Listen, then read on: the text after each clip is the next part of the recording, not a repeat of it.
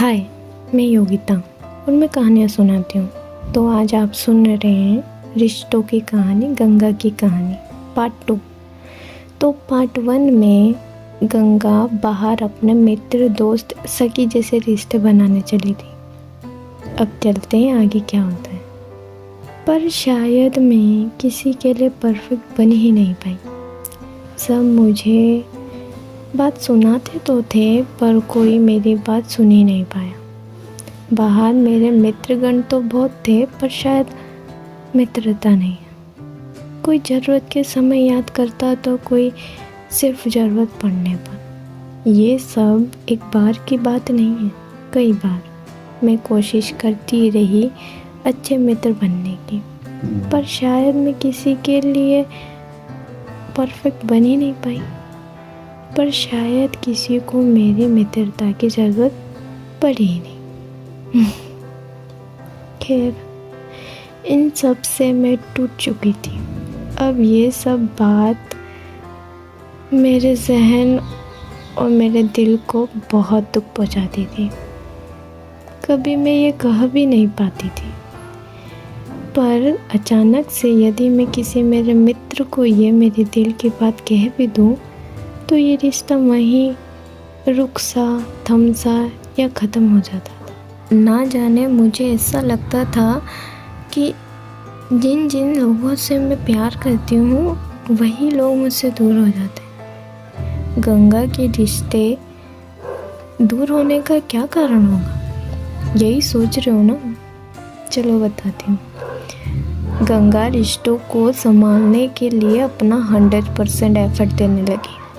पर गंगा जितना अपने रिश्तों के लिए करती थी उतना उसको कभी मिला ही नहीं। गंगा भी चाहती थी वो जितना रिश्तों के लिए कर रही है काश कोई उसके लिए भी करे। इन सब से उसका दिल हार चुका था, इसलिए अब वो खुद रिश्तों से दूर होने लगी थी, खुद को बदलने लगी थी।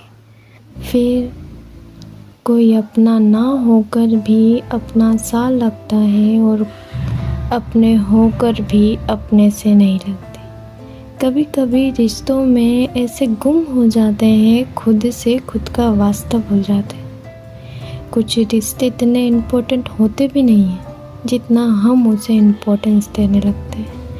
हर रिश्ते में कभी ना कभी, कहीं ना कहीं एक घाव मिल ही जाता है और इन सब के चलते अपना ख्याल ही नहीं आता है। इन सब से टूटकर गंगा का स्वभाव चंचल से गुमसुम की ओर जाने लगा और इन सब के चलते ही गंगा सोचने लगी कम बोलूँगी तो शायद रिश्ते अच्छे हो या ना हो पर लंबे समय तक चलेंगे। और गंगा जैसी थी नहीं, धीरे धीरे इन रिश्तों ने उससे कुछ और ही बना दिया।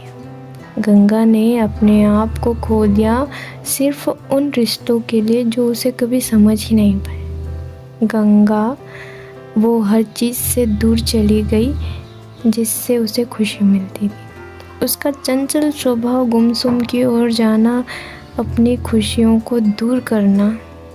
अब गंगा किसी से भी मिलती तो रिश्तों के बारे में एक ही बात कहती, सबका सोचते सोचते अपने लिए सोचना ना भूल जाना, खुद से खुद का रिश्ता ना भूल जाना। रिश्तों का सफ़र ज़रूरत तक है, इन रिश्तों के पीछे अपना सफ़र मत भूल जाना।